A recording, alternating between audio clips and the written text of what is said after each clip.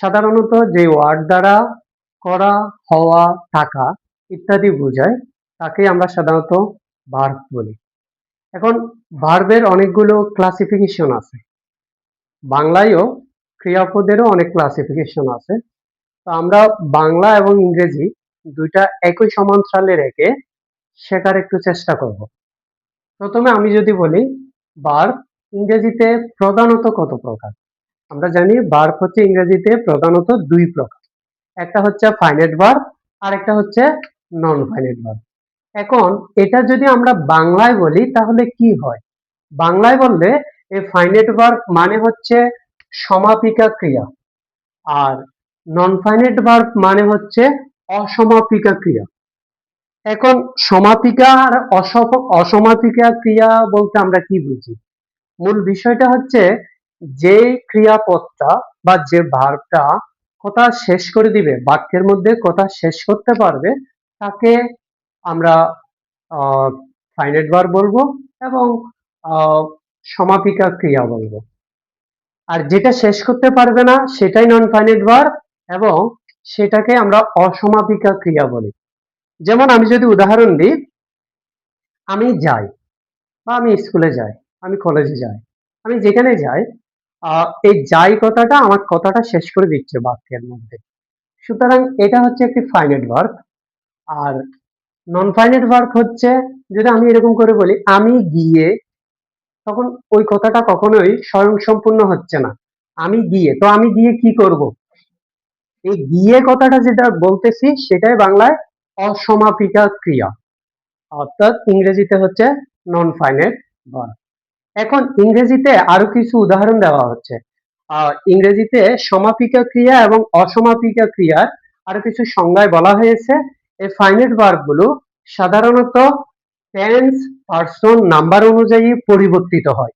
আবার বলি, finite verb tense, person, number অনুযায়ী পরিবর্তিত হয়, কিন্তু নন ফাইনাইট ভার্ব গুলো কখনোই টেন্স, পার্সন, নাম্বার অনুযায়ী পরিবর্তিত হবে না। উদাহরণ হিসেবে বলি, আমি যদি বলি আই ইট রাইস, তাহলে এটা প্রেজেন্ট ইনডিফিনিট টেন্সে আছে। যখন এটা ফার্স্ট টেন্সে চলে যাবে, যদি ফার্স্ট ইনডিফিনিটে চলে যায় তাহলে সেটা হয়ে যাবে আই এট রাইস। তাহলে এই যে ইট থেকে এটে চলে যাওয়া, এই পরিবর্তনটাই হচ্ছে টেন্স অনুযায়ী পরিবর্তিত হওয়া, এবং এগুলোকে আমরা বলি ফাইনাইট ভার্ব।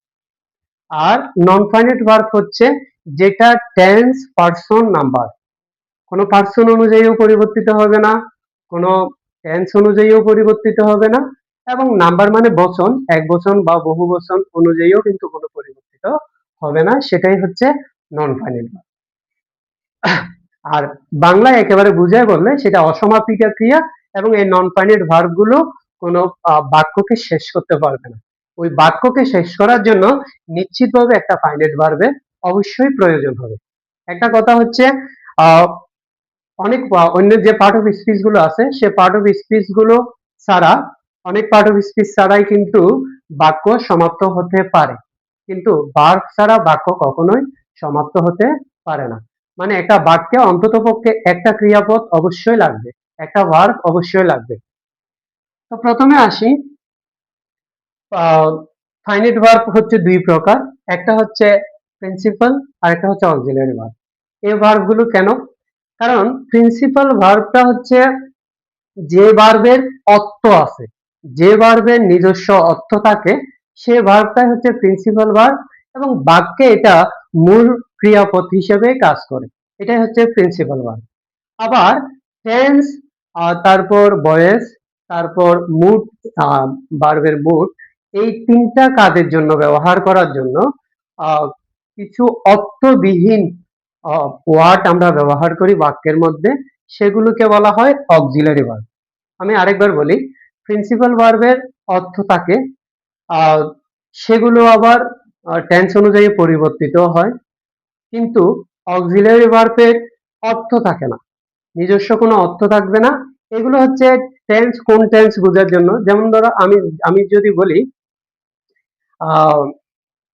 যখন আমি প্রেজেন্ট কন্টিনিউয়াস টেন্সে বলতেছি আই এম ইটিং রাইস, তখন এম শব্দটা যেটা বসালাম সেটা কন্টিনিউয়াস টেন্সের জন্যই বসিয়েছি, এটা না অন্য কোনো কারণে বসানো হয়নি, বা এই এম এর কোনো অর্থ আসলে নেই। আর যদি যখন আমি বলতেছি আই ওয়াজ ইটিং রাইস, তখন এটা আসলে ফার্স্ট কন্টিনিউয়াস টেন্সের জন্যই বসিয়েছি।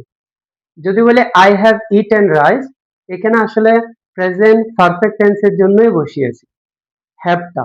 এই হ্যাভের কিন্তু কোনো অর্থ নেই, কিন্তু হ্যাভের যখন অর্থ ছিল আই হ্যাভ এ কাউ, যে আমার একটা গরু আছে, ওই হ্যাভটা তখন এটা প্রিন্সিপাল ভার্ব হিসেবেই কাজ করছিল, মূল ভার্ব তথা প্রধান ভার্ব হিসেবে কিন্তু কাজ করছিল। কিন্তু যখন অক্সিলারি ভার্ব হিসেবে ব্যবহৃত হচ্ছে, তখন এই ভার্বটা শুধু টেন্সের জন্যই ব্যবহৃত হচ্ছে, যেটা কোন টেন্স বুঝবো সেটার জন্যই ব্যবহৃত হচ্ছে, এটার আর কোনো কাজ নেই, অর্থাৎ এটার নিজস্ব কোনো অর্থ নেই। অর্থাৎ আমরা যদি ফাইনাইট ভার্বকে দুই ভাগে ভাগ করি, সেটা হয়ে যাবে একটা হচ্ছে প্রিন্সিপাল ভার্ব, একটা হচ্ছে অক্সিলারি ভার্ব। এই প্রিন্সিপাল ভার্ব হচ্ছে মূল ভার্ব, বাক্যের মধ্যে এটার নিজস্ব একটা অর্থ থাকবে। আর অক্সিলারি ভার্ব গুলো সাধারণত টেন্স এবং ভয়েস এবং মুডের জন্য ব্যবহৃত হয়ে থাকে। বিশেষ করে টেন্স এবং ভয়েস টেন্সের ক্ষেত্রে আমরা এগুলো কোথায় কি বসাবো, কোন টেন্সের জন্য কি বসাবো, সেটা একটা নির্ধারণ করার জন্য কিন্তু এই অক্সিলারি ভার্ব গুলো সাধারণত বসানো হয়, এর কোনো নিজস্ব অর্থ নেই। তাহলে আমরা দেখলাম ফাইনাইট ভার্ব দুই প্রকার, প্রিন্সিপাল ভার্ব, অক্সিলারি ভার্ব। আমরা এবার একটু নন ফাইনাইট ভার্বের দিকে যাই। নন ফাইনাইট ভার্ব হচ্ছে তিন প্রকার। নন ফাইনাইট ভার্ব তিন প্রকার, একটা হচ্ছে জেরান্ট, একটা হচ্ছে পার্টিসিপল, একটা হচ্ছে ইনফিনিটিভ। এই নন ফাইনাইট ভার্ব গুলোর মূল বিষয়টা কি? মূল বিষয়টা হচ্ছে এগুলো টেন্স, পার্সন, নাম্বার অনুসারে পরিবর্তিত হবে না। টেন্স, নাম্বার এবং পার্সন অনুসারে কোনো পরিবর্তন হবে না এগুলোর। এক হচ্ছে, দ্বিতীয় হচ্ছে এগুলো কিন্তু বাক্যর পুরোপুরি অর্থ দিতে পারবে না। এখানে অবশ্যই একটা ফাইনাইট ভার্ব প্রয়োজন হবে যদি বাক্যটা আমাদের শেষ করতে হয়। তো যাই হোক, ইংরেজিতে ফাইনাইট ভার্ব বা সমাপিকা ক্রিয়াটা আহ, তিন ধরনের করে হয়ে থাকে। একটা হচ্ছে জেরান্ড টাইপের, আর একটা হচ্ছে পার্টিসিপল টাইপের, একটা হচ্ছে ইনফিনিটিভ টাইপ। এখন আসি জেরান্ডটা কি। জেরান্ডটা হচ্ছে একই সাথে যখন ভার্ব এবং নাউনের কাজ করবে তখন জেরান্ড, একই সাথে যখন ভার্ব প্লাস অ্যাডজেক্টিভের কাজ করবে তখন এটা হয় পার্টিসিপল। এখন এই জেরান্টের একটা ফর্ম আছে, একটা রূপ আছে, একটা গঠন, একটা রূপ আছে। এটা সবসময় ভার্বের সাথে আইএনজি যুক্ত হয়, এবং ভার্বের সাথে আইএনজি যুক্ত হয়ে সাধারণত এটা সাবজেক্ট অবজেক্টের জায়গায় করে বসে। আর কি জন্য এটা বসে, কারণ এটা যদিও ভার্ব কিন্তু এটা নাউন হিসেবে তখন ব্যবহৃত হয়। যেমন আমি যদি বলি reading is a good habit, reading is a good habit, অর্থাৎ পড়াটা হচ্ছে একটা ভালো অভ্যাস। তো reading is a good habit এটা যখন আমি বললাম, তখন এখানে যে রিডিংটা, এই রিডিংটা হচ্ছে নাউনকে নাউন হিসেবে ব্যবহৃত হয়েছে। সুতরাং যেই নন ফাইনাইট ভার্বটা নাউন হিসেবে ব্যবহৃত হয় সেটাকে আমরা জেরান্ড বলি। আবার ভার্ব প্লাস আইএনজি হয়ে আরেকটা ফর্ম গঠিত হয়, সেটা হচ্ছে পার্টিসিপলের তিনটা ফর্ম থেকে একটা ফর্ম, যে ফর্মটার নাম হচ্ছে প্রেজেন্ট পার্টিসিপল। প্রেজেন্ট পার্টিসিপলও অবশ্যই ভার্ব প্লাস আইএনজি যুক্ত হয়। এখন প্রেজেন্ট পার্টিসিপলের ভার্ব প্লাস আইএনজি যুক্ত হওয়াটা কেমন, যদি বলি I saw A flying bird, এখন আমি একটু উড়ন্ত পাখি দেখেছি। এখন এই যে উড়ন্ত কথাটা আমি বললাম, সেই উড়ন্তটা আসলে বার্ড বা পাখিটাকেই মডিফাই করতেছে, বিশেষায়িত করতেছে। সুতরাং আমরা জানি নাউন বা প্রনাউনকে মডিফাই করে বা বিশেষায়িত যেটা করে সেটা অ্যাডজেক্টিভ। সুতরাং যেহেতু এখানে ভার্বের সাথে আইএনজি যুক্ত হয়ে অ্যাডজেক্টিভ গঠিত হয়েছে, এটা পার্টিসিপল হবে। আর এখানে যেহেতু ভার্ব প্লাস আইএনজি যুক্ত হয়ে নাউন গঠিত হয়েছে, reading is a good habit, সেক্ষেত্রে এটা অবশ্যই জেরান্ট হবে। এক কথায় হচ্ছে যদি ভার্ব প্লাস আইএনজি যুক্ত হয়ে গঠিত কোনো শব্দ নাউনের কাজ করে সেটা জেরান্ট হবে। ভার্ব প্লাস আইএনজি যুক্ত হয়ে গঠিত শব্দ যদি অ্যাডজেক্টিভের কাজ করে সেটা পার্টিসিপল হবে। আর যদি সংক্ষিপ্তভাবে বুঝতে চাই তাহলে ইট ব্যবহার করেও বসা যায়। যেমন আমরা যদি পুরো রিডিংটা তুলে ফেলি তাহলে জেরান্ট কিভাবে বুঝবো, ফার্স্ট পার্টিসিপল প্রেজেন্ট পার্টিসিপল কিভাবে বুঝবো, যদি আমরা ইটে তুলে ফেলি, রিডিংটা তুলে ফেলি, তাহলে এখানে যে রিডিং আছে, রিডিং এর জায়গায় ইট বসাই দিলাম, it is a good habit, এটা একটা ভালো অভ্যাস, এটা হয়। আবার আমরা যদি বলি I saw A flying bird, আমরা কি এখানে ইট বসাতে পারবো? I saw A it bird হবে? হবে না। সুতরাং আই টি ইট, এহা বা এটি, আহ, যে শব্দটা আছে এটা দিয়ে রিপ্লেস করা গেলে জেরান্ট হয়, এটা দিয়ে রিপ্লেস করা না গেলে প্রেজেন্ট পার্টিসিপল হয়। পার্টিসিপলের আবার তিনটা ফর্ম আছে। আমরা একটা ফর্ম চিনি, যেটা ভিতরি, মানে ভার্বের 3 নাম্বার ফর্ম। একটা আমি যদি বলি ডু, ডিড, ডান, এই যে ডু বললাম, ডুটার base form present form, did হচ্ছে ফার্স্ট ফর্ম, এবং ভি3 যেটা আছে, ডান যেটা আছে, এই ডানটাই হচ্ছে মূলত ফার্স্ট পার্টিসিপল। তাহলে এই পার্টিসিপলের তিনটা রূপ, একটা হচ্ছে প্রেজেন্ট পার্টিসিপল, আর একটা হচ্ছে ফার্স্ট পার্টিসিপল, আরেকটা হচ্ছে পারফেক্ট পার্টিসিপল। এই পারফেক্ট পার্টিসিপলের একটা রূপ আছে, সেটা হচ্ছে হ্যাভিং থাকবে, তার সাথে ভি3 থাকবে।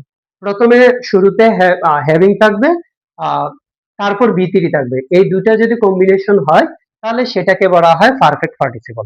যেমন having eating rice, eaten rice, আমি ভাত খেয়ে, আই গো টু বেড, যে আমি ভাত খেয়ে ঘুমাতে গিয়েছিলাম। Having eaten rice, I go to bed, এটা বলতে পারি আমরা।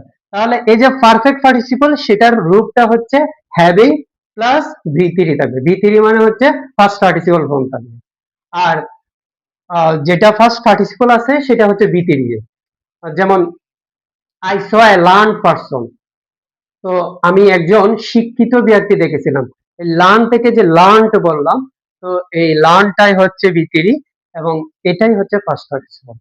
যা অথবা যদি আমি এরকম ভাবে বলি, we couldn't open the locked door, তাহলে লকড কথাটা যে বললাম, এই লকড শব্দটাই তো হচ্ছে ফার্স্ট পার্টিসিপল। অর্থাৎ ভি3 হলে ফার্স্ট পার্টিসিপল, এটা বুঝতে কষ্ট হবে না। বুঝতে কষ্ট হয় প্রেজেন্ট পার্টিসিপল এবং জেরান্ট, এই দুইটার মধ্যে পার্থক্য বুঝতে কষ্ট হয়।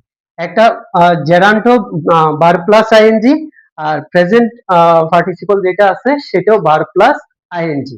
তবে বার প্লাস আইএনজি হলেও জেরান্ট হচ্ছে বার প্লাস আইএনজি হয়ে নাউনের কাজ করবে, আর পার্টিসিপল যেটা বার প্লাস আইএনজি হয়ে অ্যাডজেক্টিভের কাজ করবে। আমরা যদি একেবারেই বুঝতে না পারি, তাহলে যেটা ইট দিয়ে রিপ্লেস করা যায় সেটা জেরান্ট, আর যেটা ইট দিয়ে রিপ্লেস করা যায় না সেটা হচ্ছে প্রেজেন্ট পার্টিসিপল। ওকে। আর এটা হচ্ছে ইনফিনিটিভ, ইনফিনিটিভ যেটা নন ফাইনাইট ভার্বের আরেকটা রূপ। এটা সাধারণত টু প্লাস ভার্বের বেস ফর্ম, বেস ফর্ম মানে ভার্ব 1, ভি1, যেটা প্রেজেন্ট ফর্মে যেটা থাকে সেটাই হচ্ছে ইনফিনিটিভ। তবে অনেক ক্ষেত্রে এই টুটা উজ্জ থাকতে পারে, যেখানে টু উজ্জ থাকে সেটাকে বলা হয় বেয়ার ইনফিনিটিভ। তাহলে আমরা মোটামুটি বুঝতে পারলাম জেরান্ট হচ্ছে ভার্ব প্লাস আইএনজি, পার্টিসিপলের তিনটা রূপ থাকতে পারে, আর ইনফিনিটিভ হচ্ছে টু প্লাস ভার্বের প্রেজেন্ট ফর্ম। অর্থাৎ ভার্বের যে প্রেজেন্ট ফর্ম বা বেস ফর্ম যেটা আছে সেটা থাকবে, সেটার আগে একটা টু থাকবে। এই টুটা অবশ্যই আমরা প্রিপোজিশন বলবো না, এটা ইনফিনিটিভ হিসেবে কাজ করে। আর এই টু প্লাস যে ভার্ব থাকবে সেটা ইনফিনিটিভ হয়, এবং সেটা না থাকলে দেয়ার ইনফিনিটিভ হিসেবে আমরা ধরে নেব। তাহলে আমরা দেখলাম নন ফাইনাইট ভার্বটা দেখলাম, নন ফাইনাইট ভার্বের আর কোনো রূপ নেই। এবার একটু ফাইনাইট ভার্বের দিকে আসি। ফাইনাইট ভার্বের বলছিলাম যে দুই ভাগে ভাগ করা যায়, একটা হচ্ছে প্রিন্সিপাল ভার্ব, একটা হচ্ছে অক্সিলারি ভার্ব। এখন এই যে প্রিন্সিপাল ভার্ব যেটা আছে সেটাকে আবার দুই ভাগে ভাগ করা যায়। অর্থাৎ আমরা বাংলায় কর্ম অনুসারে সাধারণত দুই ভাগে ভাগ করি, দুই ভাগে না, বাংলা অনেক সময় 3 ভাগেও ভাগ হয়। সেটা হচ্ছে যেই ভার্বের কর্ম গ্রহণ করে বা কর্ম আছে সেটা হচ্ছে সকর্মক, আর যে ভার্ব কর্ম গ্রহণ করে না সেটা হচ্ছে অকর্মক। এখন কোন ভার্ব কর্ম গ্রহণ করে না আর কোন ভার্ব কর্ম গ্রহণ করেছে বাক্যের মধ্যে, সেটা আমি একটা উদাহরণ দিয়ে দেখাচ্ছি। যেমন মাদার লাভস মি, মা আমাকে ভালোবাসেন। এখন এখানে এই বাক্যে কর্ম বা অবজেক্ট আমি, আমাকে বলছে, সুতরাং আমি হচ্ছি অবজেক্ট। তো যে বাক্যের মধ্যে, যে বাক্যে ক্রিয়াটা অবজেক্ট গ্রহণ করে তাকে আমরা অবশ্যই সকর্মক ক্রিয়া বলি। ইংরেজিতে এটাকে বলা হয় ট্রানজিটিভ ভার্ব। আর যেটা কোনো কর্ম গ্রহণ করে না, আমরা যদি বলি বার্ডস ফ্লাই, সেটাকে বলা হয় ইনট্রানজিটিভ ভার্ব, অর্থাৎ অকর্মক্রিয়া, কর্ম গ্রহণ করে না। তো অনেক সময় আমরা বার্ডস ফ্লাই এটা বললে আমরা এমনিও দেখতেছি যে বার্ডস সাবজেক্ট আছে, ফ্লাই ভার্ব আছে, এরপরে আর কোনো কিছুই নেই। সুতরাং আমাদের মনে হতে পারে এটা তো অকর্মক, আমি সহজেই বুঝে নিব। কিন্তু অনেক লেখাও থাকতে পারে, সেটা কর্ম আছে কিনা সেটা খুঁজে বের করতে হবে আমাদেরকে, যদি অকর্মক ক্রিয়া বা ইনট্রানজিটিভ ভার্ব আমাদের চিহ্নিত করতে হয়। আমি একটা কথা বলি, আহ, যেমন দ্য ডোর ওপেন অটোমেটিক্যালি, এই কথা এই বাক্যটা যদি আমি বলি, তাহলে দ্য ডোর ওপেন অটোমেটিক্যালি, এই যে বললাম অটোমেটিক্যালি কিন্তু অবজেক্ট না, এটা এক্সটেনশন। সুতরাং আমাদেরকে মনে রাখতে হবে এখানে যে ওপেন আছে সেটাও কিন্তু ইনট্রানজিটিভ বা অকর্মক ক্রিয়া, সেটাও ইনট্রানজিটিভ কিংবা অকর্মক ক্রিয়া। আচ্ছা, যাই হোক, বাংলায় যে তিন ধরনের কথা বলছিলাম, বাংলায় আরেকটা কর্ম আছে, আরেকটা ক্রিয়াপদ আছে, যেটাকে আমরা বলি দ্বিকর্মক ক্রিয়া। দ্বিকর্মক ক্রিয়া, দ্বিকর্মক মানে হচ্ছে যেই ভার্ব দুইটা কর্ম গ্রহণ করে। যেমন আমি যদি বলি আহ বাবা আমাকে কলম কিনে দিয়েছে, বাবা আমাকে কলম কিনে দিয়েছে, এখানে কলমও একটি অবজেক্ট, আবার আমাকে এটাও একটা অবজেক্ট। আমাকে হচ্ছে ব্যক্তিবাচক অবজেক্ট আর বা ব্যক্তিবাচক কর্ম, আর যে কলম হচ্ছে বস্তুবাচক কর্ম, আর এই বস্তুবাচক কর্মকে বলা হয় মুখ্য কর্ম, আর আমাকে বা ব্যক্তিবাচক কর্মকে বলা হয় গৌণ কর্ম। যাই হোক, দুটি যদি কর্ম থাকে তাকে বলা হয় দ্বিকর্ম, একেবারে না থাকলে তাকে বলা হয় অকর্ম, আর যদি কর্ম থাকে তাকে বলা হয় সকর্ম। ইংরেজিতে যেই ক্রিয়া বা অথবা যে ভার্ব অবজেক্ট গ্রহণ করে তাকে বলা হয় ট্রানজিটিভ, আর যেই ক্রিয়া অবজেক্ট গ্রহণ করে না তাকে বলা হয় ইনট্রানজিটিভ কিংবা অকর্মক ক্রিয়া। এ হচ্ছে মূল কথা। এবার একটু আসি অক্সিলারি ভার্ব। অক্সিলারি ভার্বকে দুই ভাগে ভাগ করা যায়, একটা হচ্ছে প্রাইমারি অক্সিলারি আর একটা হচ্ছে মডেল অক্সিলারি।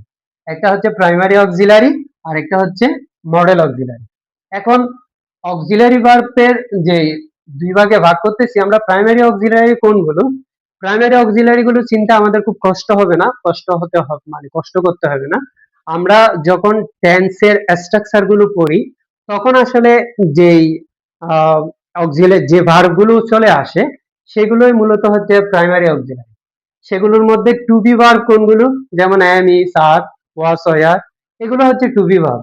ঠিক আছে, তারপর টু হ্যাভ ভার্ব কোনগুলো, হ্যাভ, হ্যাজ, হ্যাড, যেগুলো আছে সেগুলো হচ্ছে টু হ্যাভ ভার্ব। এখন টু ডু ভার্ব কোনগুলো, ডু, ডিড, ডাজ, যেগুলো আছে সেগুলো হচ্ছে টু ডু ভার্ব। তাহলে আমরা আবার বলি, প্রাইমারি অক্সিলারি হচ্ছে মূলত যেগুলো টেন্সকে পরিচিত করিয়ে দেয়, সেগুলো হচ্ছে প্রাইমারি অক্সিলারি। আর মডেল অক্সিলারি কোনগুলো, মডেল অক্সিলারি হচ্ছে ক্যান, কুড, মে, মাইট, তারপর should, ought to, must, need, এগুলোকে বলা হয় মডেল অক্সিলারি।